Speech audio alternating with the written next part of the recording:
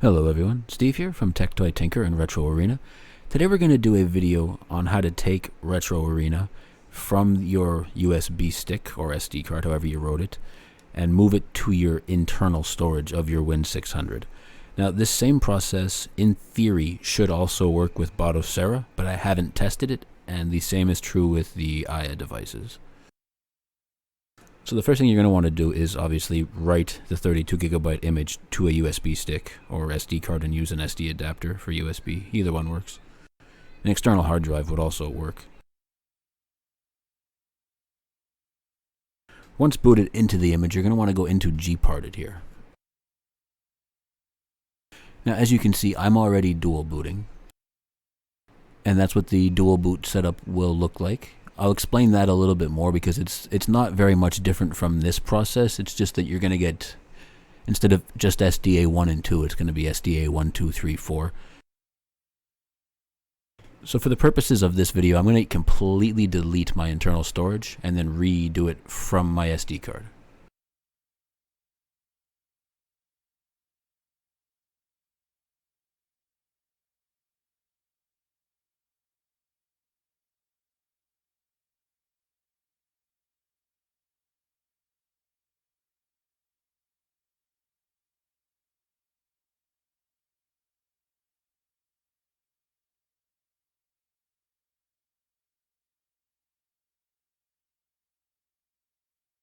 It doesn't want me to delete that second partition, but it's not really a big deal. If you were doing a dual boot, or even for a single boot actually, this entire bar where you see the unallocated right now would just be completely gray. So I'll go ahead and show you how it would work anyway. You'd go here to new and you would drag that slider or move your keyboard down and type 514 right here.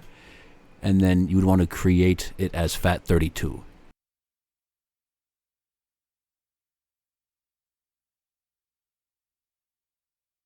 Then for the rest of the free space, you want to make it to be ext4. Now, if you're doing this with Windows, when you first boot it, you're already going to have one boot partition and one Windows partition. So all you're going to want to do is right-click the big Windows partition and shrink it. Once that's shrunk, you want to click the green arrow, complete the process, and then when you click on, I'll just show you right here. When you resize, you can resize from either side.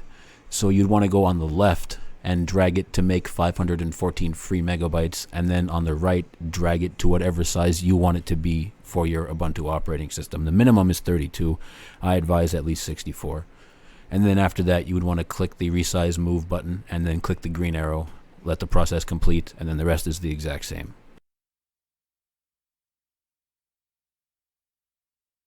So now we got our ext4 partition and FAT32 partition created.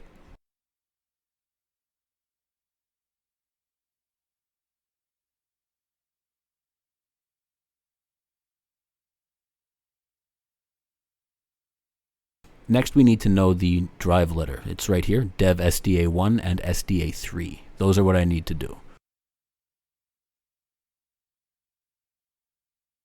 Now I do have a script here, but it's not, your letters might change. As you just saw, mine are SDA 1 and 3 because I already have a partition.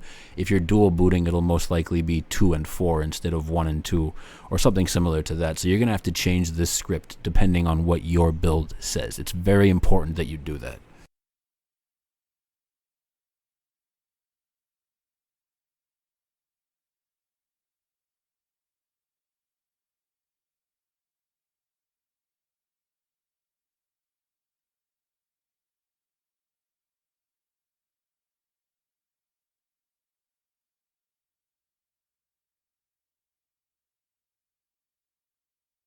All right, now once you got that done, you can actually run the script. Actually, before I do that, I feel it's important to point out that you can find the drive letters outside of gparted simply by doing this and then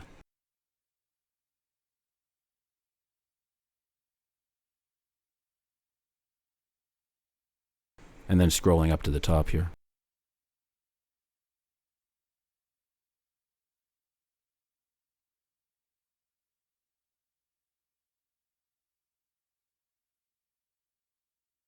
You're also going to make sure your script has execute permission.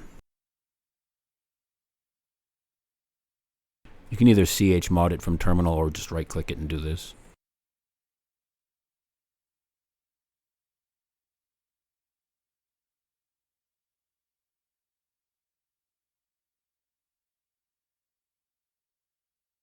Now this next part of the process will take a couple of minutes because it has to copy the boot sector and then the actual 30 gigabyte internal or 32 gigabyte storage as well. As you can see, it's just completed the first part, but the second part will take a lot longer, probably about 5 minutes.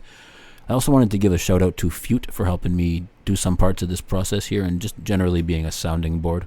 So I'm going to end the video and I'm going to come back once it finishes. I'm not going to make you sit here for the next 5 minutes. Okay, so the command is completed and it is rebooted and brought us back into Linux here, which will still be running off the SD. Now to verify, you want to go back into gparted.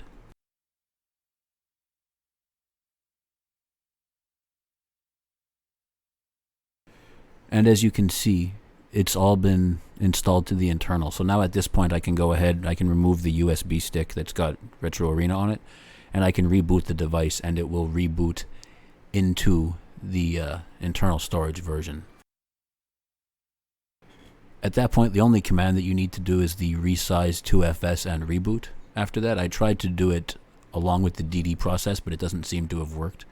So you're going to have to boot and do that part manually, but that's really not complicated.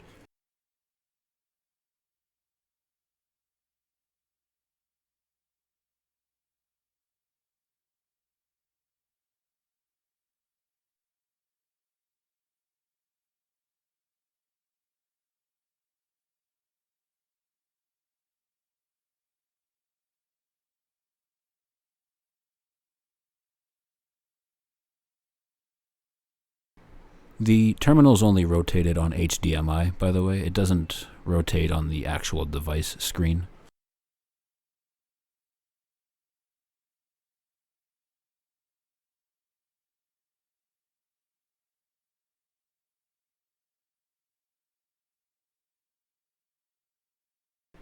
We're just changing over to the internal Ubuntu right now. I can see the text from the booting. It just hasn't kicked HDMI in yet. It should any time now.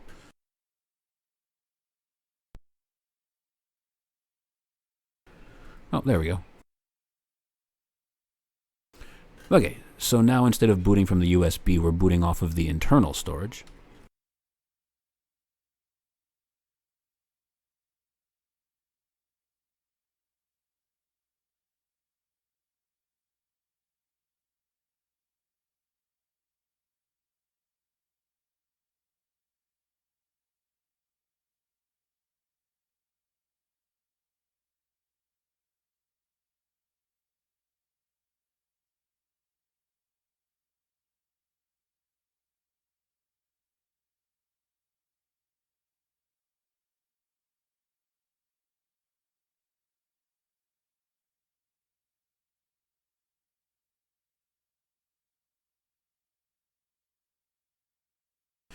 Now from this point, all you have to do is reboot, and it will resize for you to the proper size.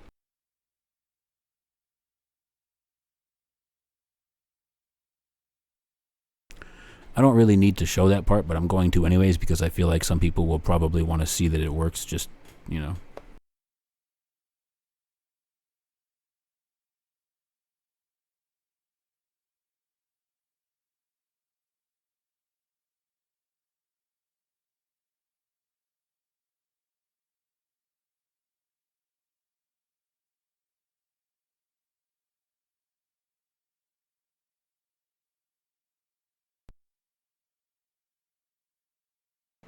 And in a moment, we'll be back in Ubuntu.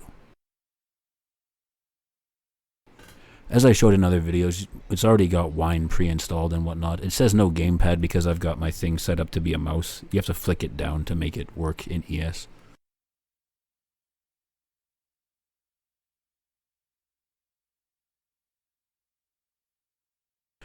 And there we go. The entire internal storage is completely full now.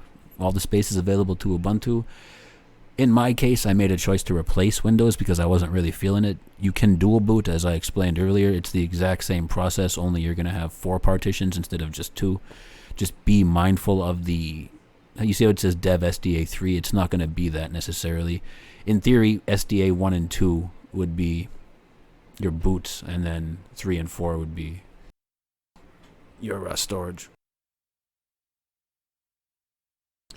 Just remember, like I said earlier, if you're already starting with Windows or something else pre-installed, you can shrink from both sides earlier in this process. I can't now because I've already added other things, but right from the jump when there's just one thing there, you can shrink either side of this here. So you can make space on this side too, not just on the end here. It's going to about wrap it up for this video, just a quick tutorial. Also, like I said, the same process should work if you happen to have a x86 Batocera build on a USB stick. You should be able to copy it to the internal the same way, as well as for A and Neo devices if you're running Ubuntu or SteamOS from a USB stick. Same exact process should be able to be used to do that as well. Anyways, take care. Hope you enjoyed the video.